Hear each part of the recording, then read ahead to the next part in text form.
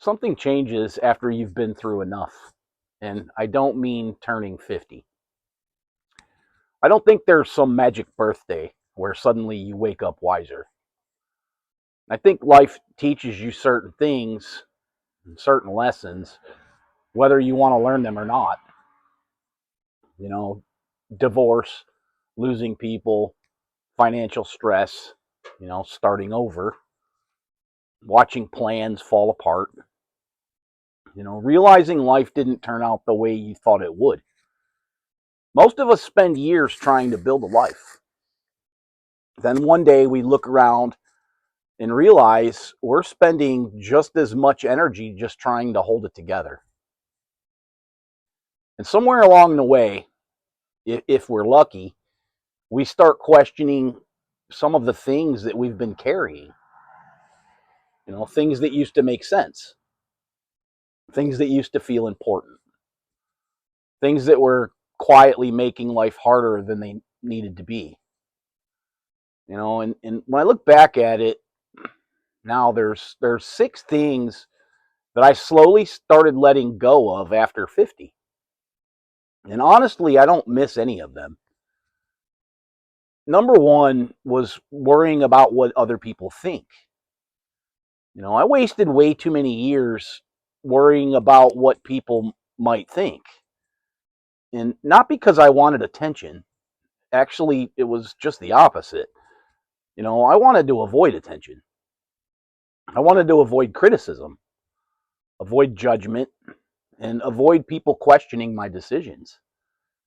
And I think a lot of us do that. We worry about what people will think if we leave a relationship, or what they'll think if we stay, or what they'll think if we change careers, or what they'll think if we start over. You know, what they'll think if we decide we don't want the same things anymore.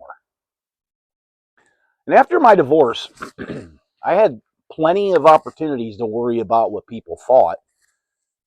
Trust me, some people had opinions. Some people always do. But eventually something hit me. The people whose opinions mattered the most weren't judging me. They were worried about me.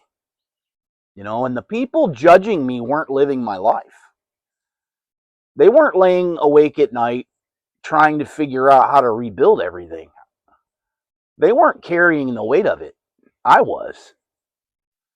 And at some point, I realized, that I could spend the rest of my life trying to explain my decisions to people.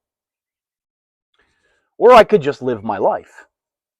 And honestly, the older I get, the less interested I am in asking permission to be happy. And then number 2, living by a script that no longer fit. Most of us were handed a script, go to school, get married, work hard, raise kids, pay the bills, and retire someday. And there isn't anything wrong with those things. I did most of them. And I'm proud of a lot of them. But life has a funny way of reminding you that it doesn't care about your plans. If somebody had told me 20 years ago, what my life would eventually look like, I wouldn't have believed them. I thought I knew where the road was going. Just turns out that life had a completely different route in mind. And I think that's where a lot of people actually get stuck.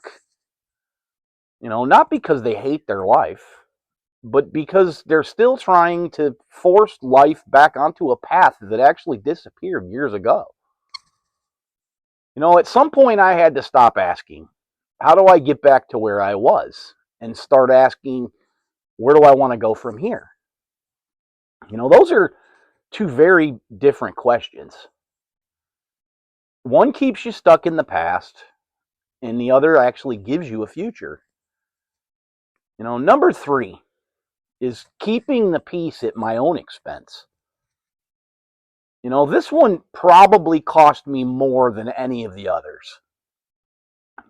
For most of my life, I was the guy who didn't want conflict.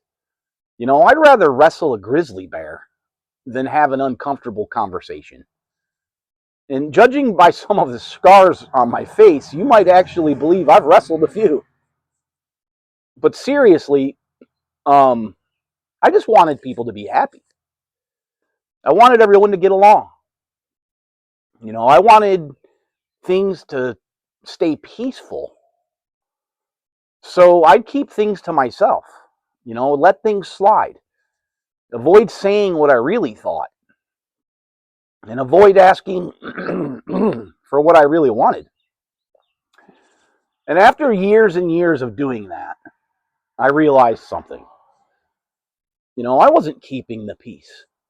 I was slowly disappearing. Because every time you swallow what you really think, and every time you ignore what you really need, and every time that you make yourself smaller to keep, somebody else comfortable, a little piece of you goes with it. These days, I'm still kind, still considerate, but I'm not willing to disappear anymore. I've done enough of that already. Number 4, believing that my value came from what I produced. Most of my life, if I wasn't doing something productive, I felt guilty. Work harder, make more money, handle more responsibilities, solve more problems, get more done. And that's how a lot of men were wired, especially our generation. You provide, you sacrifice, you keep going. And there's nothing wrong with that. It's just the problem comes when you don't know who you are without it. Because eventually life changes. The kids grow up, relationships end, careers change. And if your entire identity is tied to producing, you're left wondering who you are when things get quiet. And one thing that rebuilding taught me was how uncomfortable I was sitting still. Because sitting still meant I had to actually be with myself. No distractions, no projects, no work, just me. And honestly, that was harder than any physical job I've ever done. But over time, I learned something. I don't have to earn my worth every day.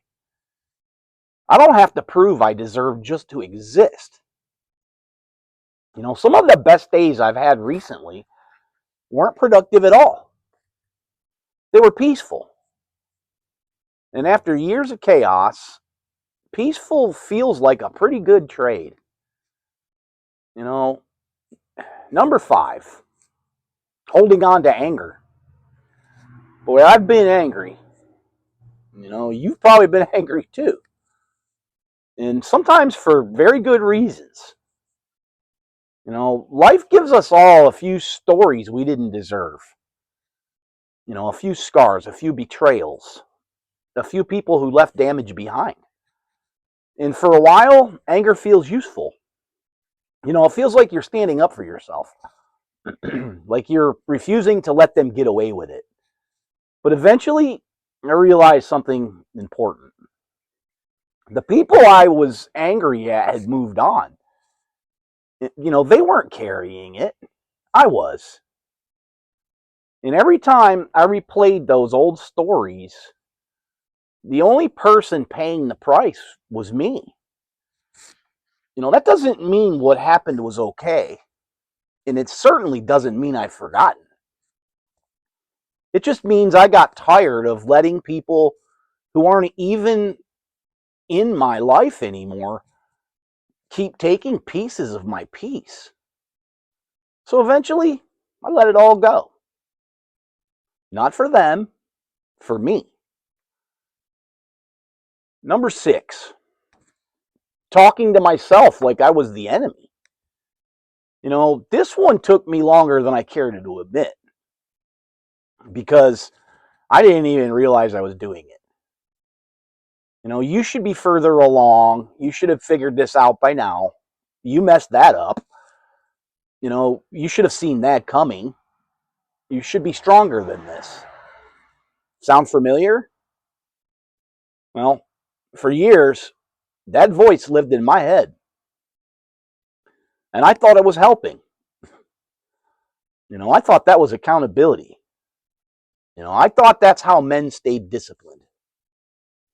But one day, I really paid attention to it, and I realized something. I wouldn't talk to a friend that way. I wouldn't even talk to a stranger that way. Yet I was talking to myself that way every single day. And for what? To motivate myself? It wasn't motivating me. It was exhausting me. One thing that rebuilding my life has taught me is that shame doesn't build much of anything.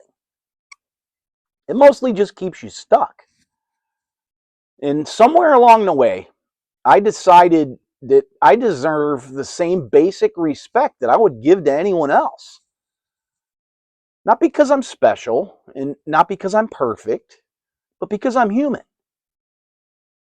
And honestly, I,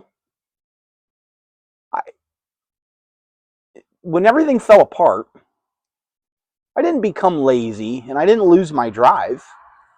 I just stopped carrying around, one more thing that was making life harder. And the truth is, life beats most of us up enough already. You don't need to help it. And so if there's one thing that I've learned after rebuilding my life at 50, or after 50, is that peace isn't just about, who you removed from your life. But sometimes it's about what you stopped carrying. And these 6 things were some of the heaviest things I ever put down. If any of these hit home for you, let me know in the comments. And if you've ever let go of something, after 50 that made your life feel better, I'd love to hear that too. That's what this channel's about. Thank you for being here.